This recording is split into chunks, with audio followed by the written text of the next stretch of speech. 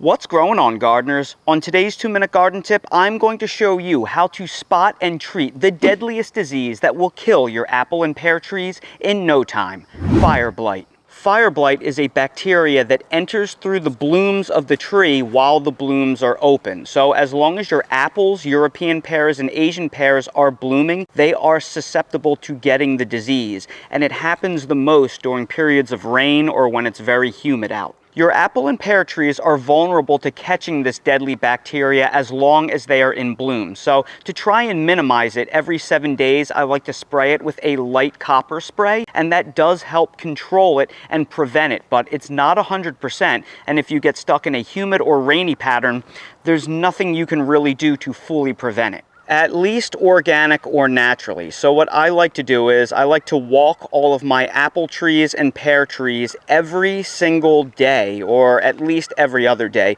whenever I can think about it, and look for any signs of fire blight. And fire blight looks like the tree is burning and is on fire, just like the name implies. So I've been having a really good year this year on my apples without having any problems, but for the first time ever, I've gotten a few instances of fire blight on my Asian pear tree, and I walked it today and look what I found. You see how it looks like that branch right there has been burned? That is fire blight, and it's just starting, and we need to treat it now. Look, the fire blight has actually infected that whole branch, so just touching it, it snapped right off because the branch is sick. Now, unfortunately, when the tree is infected, the only thing that works is amputation. You have to remove all of the diseased tissue, and you can't just cut it off at the source. You need to make sure that all of the infected tissue was removed, so you actually want to go back about 12 inches. Now, I'm going to cut this all the way back to the next node, which is right here, and I'm going to check internally for any kind of infection. Now, ideally, you would prune the tree back 12 to 18 inches beyond the fire blight infection area, but the way I have my tree pruned,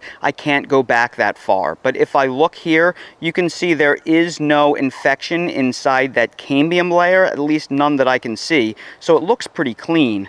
And yes, I did have to remove one of the pears, but it's better than the alternative of losing the entire tree from this deadly disease. Now, for the sake of demonstration, if I cut it here, you can actually see that blight disease working its way through the wood. So this has to go. We can't just lay it down at the base of the tree. We have to throw this away or burn it. And we're in a drought, so burning is out of the question, but the trash goes out tonight, so that's going out to the curb. So if you are growing any fire blight susceptible trees, get yourself a liquid copper fungicide concentrate and treat your trees the entire time they're blooming as per the instructions on the product. I'll place a link down in the video description to the exact copper fungicide that I use for treatment. Stay on top of the spraying schedule the whole time they're blooming, and check the trees non-stop for any signs of infection. And if you do see the infection, prune it off well below the point of infection and make sure you dispose of that wood quickly, and stay on top of it